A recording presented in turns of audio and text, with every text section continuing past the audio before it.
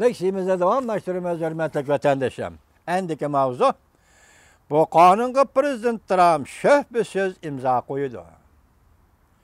Şunun için Jungo Tayvan'ı kurallık kuch bilen birlik keltirdi. Mavzulu haber 3. ayının 5. gün Fenvi Torbeti ilan kılın. Haber mındak başlan. Amerika Qo'shma Shtatlar Davlat Majlisi Kengash palatasi yaqinda Amerika Tayvan rahbarlarining o'zaro ziyorat qilishini ilhomlantirilgan Tayvan sayli sayohat qonunini ma'qulladi. Bu qonun loyiha Amerika Jungo diplomatiya munosabatini o'zgandan keyin bu qonun loyiha Amerika Tayvan diplomatik munosabatini o'zgandan keyin davomli Jungo deb yozib boshuna yozilib qoldi. Ma'qullangan Tayvan bilan bo'lgan munosabatlar qonunidan keyinki siyosiy ahamiyati intayin yuqori bir turlik qonun bo'lib, Prezident Trump imzo qo'ygandan keyin kuchga ega bo'ladi. Amerika Jungo'ning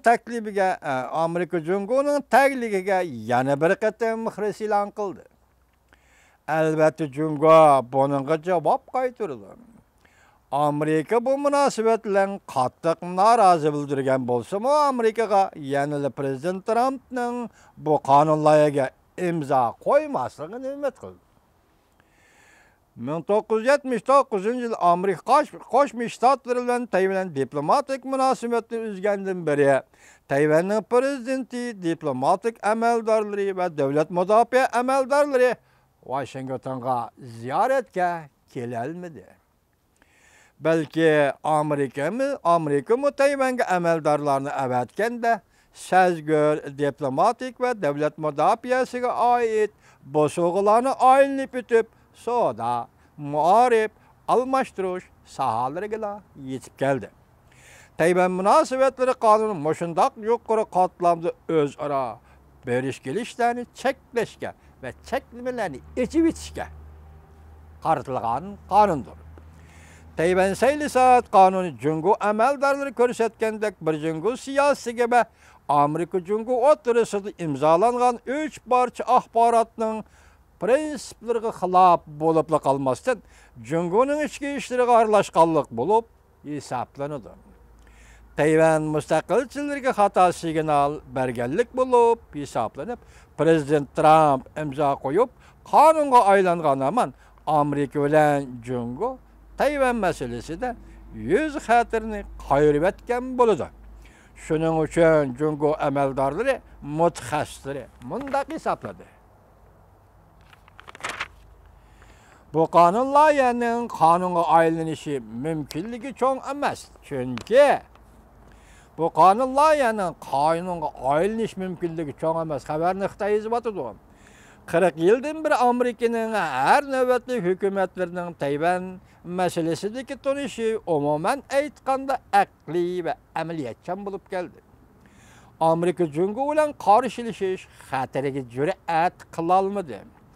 Darvaqa Tayvan masalasi Amerika Jungo o'rtasida yadroliq sazguri masala. Beijingning jonijon manfaatiga berib taqiladi. Bu masalada Jungo yo'l qo'ydigan makay yo'q. Jungo Amerika diplomatik munosabat o'rnatgandan beri Amerika Tayvan masalasida taglikni saqlab keldi. Jungo Amerika munosabati bir qancha qatimliq Qirg'izistonni, jumladan Yinhu belgilik parqot vaqasi, 1996-yil Tayvan bo'g'izi Qirg'iziston, Yugoslaviya bosh elchixonani portlatish vaqasi, Janubiy dengizda aeroplan soqilib ketish vaqasi qatorliq vaqalarni Jungo Amerika munosabati boshdan kechirdi. Bu vaqalar Amerika Jungo munosabatini sinoqqa duch keltirgan bo'lsa-mu, lekin ikki taraf yüz xotirini qayirib etmagan edi. Navbatdagi vaziyat o'chaqdagi vaziyatga o'xshash bo'lmay qoldi. Jungo iqtisodiy va harbiy kuchining zo'rayishiga ergishib, Amerika Jungo bosh ko'tardi deydigan bir qiyin masalaga duch keldi. Amerika jamoat fikri Jungo Amerikaga tahdid, hatto dunyoda Amerikaning o'rniga o'tmoqchi bo'lib o'tadi deydigan ko'z qarash keldi. Bulupmu Prezident Trump hükümeti Amerika Qo'shma Shtatlari davlat bexatarligi strategik siyosatini e'lon qilib, Junguni butunlay qurshovga elish strategik o'rinlashtirishini yo'lga qo'yib, Junguning amaliy kuchining o'sishi Amerikaga real tahdid deb his qildirdi va Junguni cheklashning eng oxirgi fursati deb hisobladi. Diqqatmi shu jumlalarga hurmatli vatandoshim. Şuna Prezident Trump ahiri Tayvan sayli sayat kanun loyihasiga imzo qo'yib, rasmiy qonunga aylandırdı. Prezident Trump bir savdogar foydani ko'rganda bir jungo taglikiga o'ng'ay chaqilmaydi.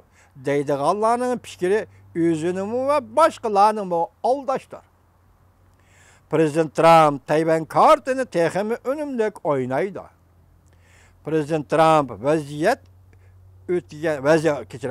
Prezident Trump vazifa o'tagan mezgilda balkim bir Tayvan, bir jungo o'ttiriga chiqishi mumkin. Diqqat vatandoshim. Prezident Trump vazifa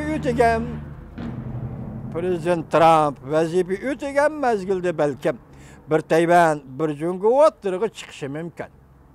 Prezident Trump bu qonun loyihaga imzo qo'yib, qonunga aylantirgandimi? Jungo bölgünçülük qarıştırış qonunida belgilangan shartlar bo'yicha darhol qurol ishlatib, Tayvanni birlikka keltiradigan harakatni qila olmaydi. Demak, bu qonunga aylansimi, Jungo darhol qurol ishlatib, Tayvanni azod qiladigan ishni qila olmaydi. Havo o'zgardi, yana bir demli sovuq tushdi vatandoshim.